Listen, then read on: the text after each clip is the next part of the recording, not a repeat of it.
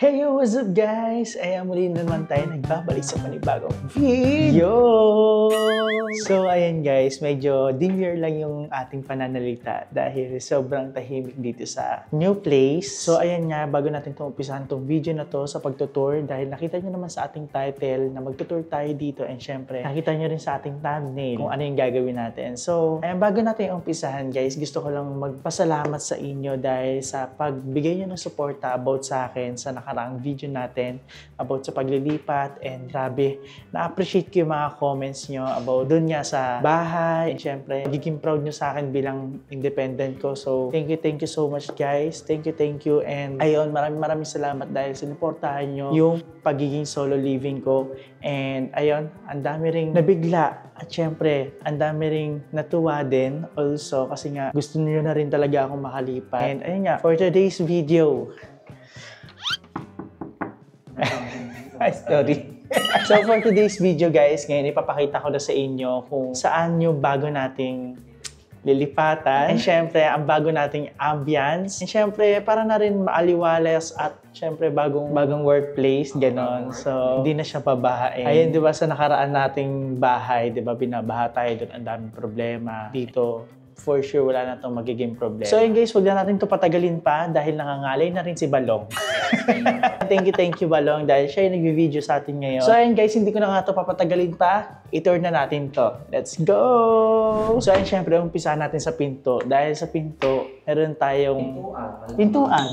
Passcode. Yes. Syempre, ilalagin muna natin yung passcode niya and then magbubukas na siya. Wait lang. Nakalimutan. Unlocked. Oh, unlock. Narinig niya. Hello! Hello! Ay, andiyan ka pala. Andiyan ka pala, sorry. Ayan, hello po. Diba? Pinauna ko na si Balong para naman hindi kayo ma-surprise kung ano kagad yung loob. Diba? So dito, pagkapasok natin ng pinto, meron ako ditong passcode. Ayan, pin code para naman for my security. Diba? Kailangan natin yan. Ayun lang, walang bago kapag condo. Ganito talaga, pinto na maganda. Oo, may ganito din siya, tingin-tingin siya. Ayan. Sisilip kayo dyan. May kakatok, sisilip ka, and ayun lang, yung itong pinto. And syempre, pagpasok natin ng pinto, guys, dito nyo makikita yung ating kitchen. Padigay pa ako, ha? Kitchen, and syempre, dito yung mga lababo, at syempre, mga cabinet, di ba? Yes. Unang bungad kagad natin is kitchen. Ayan, dito meron tayong mga gamit na kaagad. Nalipat na natin yung mga gamit dito. Ayan, no, nagagandahan. Nabigyan ka sa bahay. Yes, oo, di ba naalala nyo yung ganito nating plato? Sige, basagin mo ka. Ayun yung ganito nating plato, di ba? So, guys, dito naman, kumpleto na ng utensil. Ito yung lutuan natin. Ito yung lababo. At syempre, nandito may cabinet din tayo. And wait lang ha, yung Versace ko na basahan. Hermes yan, Ben. Ay, Hermes ba yan? Versace yan, yung ganyan design. Hindi, Hermes yan. Binili ni Dad dyan sa Paris. So, dito guys, syempre, katapat ng lababo, andito tayo sa may CR. So, wow, bango. Smell good. So dito guys, meron tayong CR dito, isang toilet and then isang bath. Oh yeah, isang bathroom siya. So, ayan, meron na rin siyang heater. So kung nilalamig ka, pwede kang magpainit, 'di ba? And for me, mas okay yung ganyan kasi alam niyo 'yan, kapag naliligo ko talaga ako, guys, tuwing umaga, malamig yung tinitake ko na tubig kasi nga para mas magising yung mga nerves natin, yung mga ugat. And kapag gabi, syempre, nakakapagod yung araw, dapat mainit talaga yung tinitake natin. So, and dito yung mga birds natin, mga birdie, di ba? So, inspired yan by me. Nandito tayo sa salamin. Ayan lang, lababo and then salamin. So kung kung may makeup ka or kung meron kang skincare dito ka guys. Ganito ako ka-organize dito. So dito meron tayo for my guests kasi hiwalay yung tuwalya ko sa guests. So for the hygiene na rin. Hindi man siya yung glass door pero kasi it feels like parang nasa bahay ka lang. Gaganyan mo na, hindi ka na mahihirapan kasi I think kaya nila ginawa to kasi maliit yung space. So they maximize the space. Lalo na pagdating dito sa CR kasi ito ganito lang siya kalit so you cannot open it easily. So baka kasi mabasa. Ayan, what I love about this is hindi pala nagbabago yung kulay ng niya. So, ayan, ang laki lang ng nila, ng salamin nila, which is sakto, ayan. Pogi mo naman, Lo. Yung buhok ko kasi guys, pag nagsusombrero kasi, ayan siya. And meron na din silang sabitan dito. So, hindi ka na mahihirapan magsabit pa ng ano. So, let's go. And, punta tayo. Si Jeko na kasi ang magtutur guys. Hindi ko video to. Kay Jeko to, bala kay Jeko. So, ayan, syempre, nakita niyo na yung loob ng CR. Actually, pina-request ko talaga to, Long. Dapat glass talaga to. So, ito, cortina talaga yung pinapili.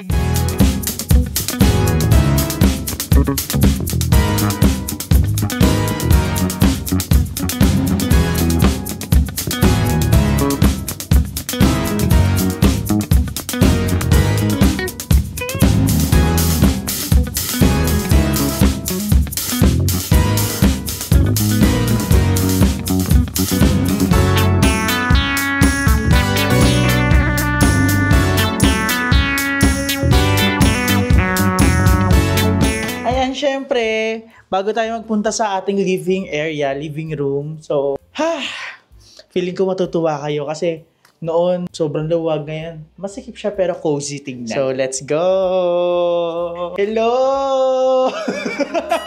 Wow! So, this is my condo, guys. And, ayan, ito ang itsura ng ating living room. And dito, nandito yung table natin para kapag nag-dinner kayo, ayan, para, alam mo yun, ma-feel mo yung vibes natin sa condo. Tapos, wala, upo ka lang ng high chair, diba? Tapos, kakain ka lang, diba? So, aesthetic na rin yung mga ano natin dito, mga gamit, yung mga plates, and syempre, meron tayo dito salamin. And actually, guys, ito ang kinagandahan dito sa condo ko. Dahil, alam niyo yun, pinapabago ko talaga yung ilaw. Ang ganda, diba? Para mas maganda yung puti. I think mas maganda yung ano. Ito yan. Di ba mas maganda? So, ayan guys. And dito naman, sa area na to, dito, meron tayo ditong Smart TV. Yes, meron siyang Netflix, YouTube, and syempre, meron siyang Prime Video, and Google Play. So kung gusto mo hindi maboring yung mga bisita mo, so, pa-watch mo na lang sila ng Netflix, YouTube. Kung mayakang sila, Yes. And syempre, ito yung kinagandahan dito, oh. Meron tayo ditong sofa bed. Kasi, ganito yun sa ano namin dati, sa tinutulugan natin dati, di ba, Lo? Yeah. Kapag igaganyan mo, magiging bed na siya. Ayun. May sulat nga lang yung... So, ayan, guys.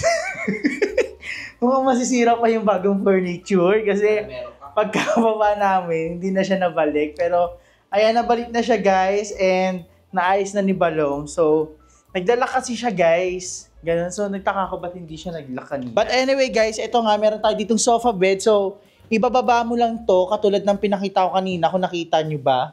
Pero hindi na siya naibalik. Kaya thank you kay Balon dahil siya yung nakabalik. Ayun no, may lock na siya, guys. Nakalock siya. So, dito, pwede ka mag-chill. Manonood ka lang ng TV, sa Netflix, sa YouTube. So, ayan, pwede nyo rin panoorin dito yung mga vlog namin. So, ayan, guys, dito pwede ka na mag-chill dahil meron tayo ditong Smart TV. And syempre, partneran pa ng split type na aircon. Ayan, meron tayo ditong split type na aircon. And syempre, kung makaisip kami na kumanta dito, so meron tayo ditong mic and speaker. So, parang Marshall siya. Di ba?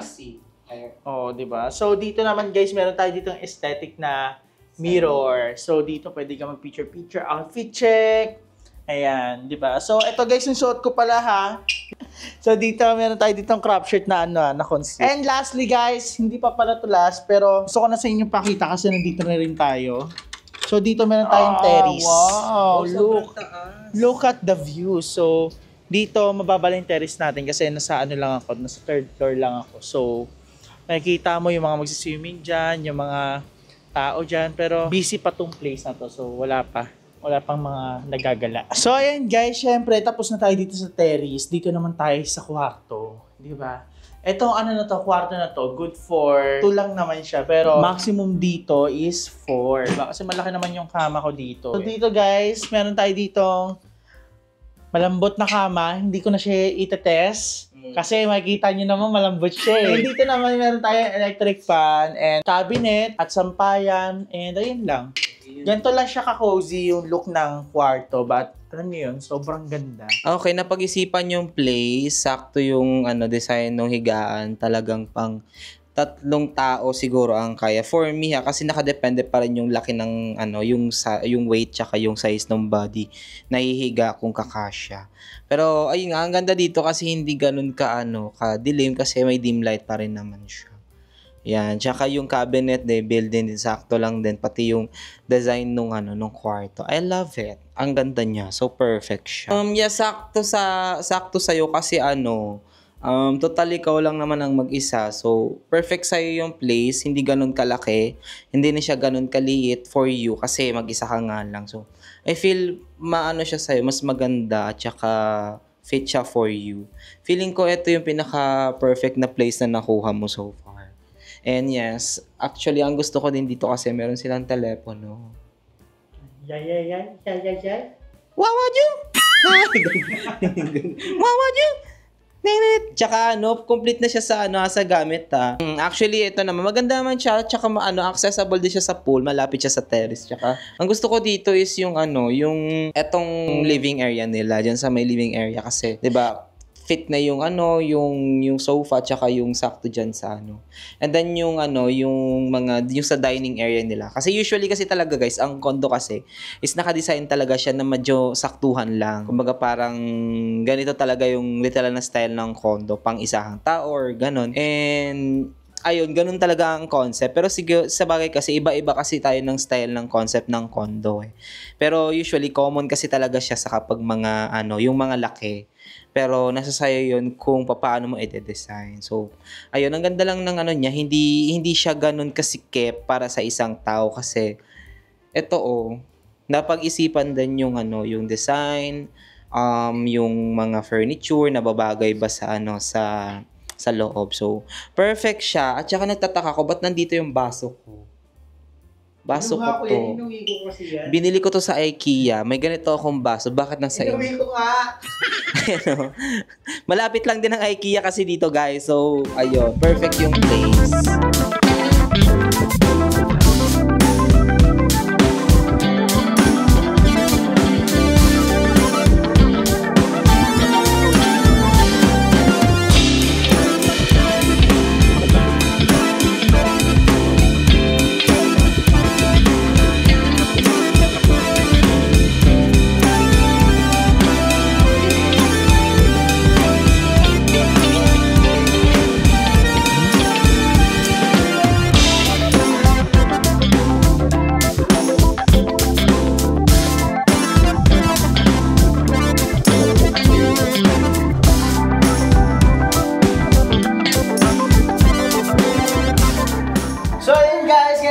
Sila sa unit.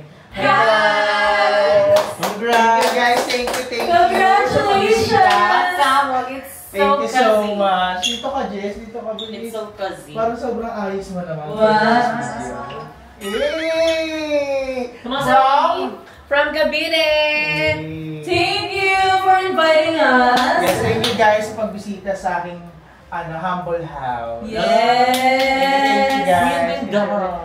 Congrats! At saka Slow may pa-parking pa siya. Ayun! Thank you guys. Thank you. Bilang yan namin importante kami kasi inescortan kami doon sa labas. Magkano man? Ito? Kasabog ko. Magkano monthly? Sa harap lang nakita ko yung kotse niyo kanina. Sabi niyo hindi kayo pinapasok ng bumaba. Ine-eming nga lang dito. So ayun guys, ngayon dahil nandito na sila, gusto ko lang sabihin na hindi po ito sa akin. Kasi buong video, parang ako, kalo sa akin talaga di ba? So ayan, ako, kanina sa pag-vlog namin ni Balong, akala mo talaga sa akin talaga yung konde. But hindi po, guys. So, ayan. Manifesting. Oo, manifesting. At on the way na rin. Right! Wala namang gusto mag-manifest basta magtrabaho ka lang. Yes! You work for your dreams. Yes! Hard work.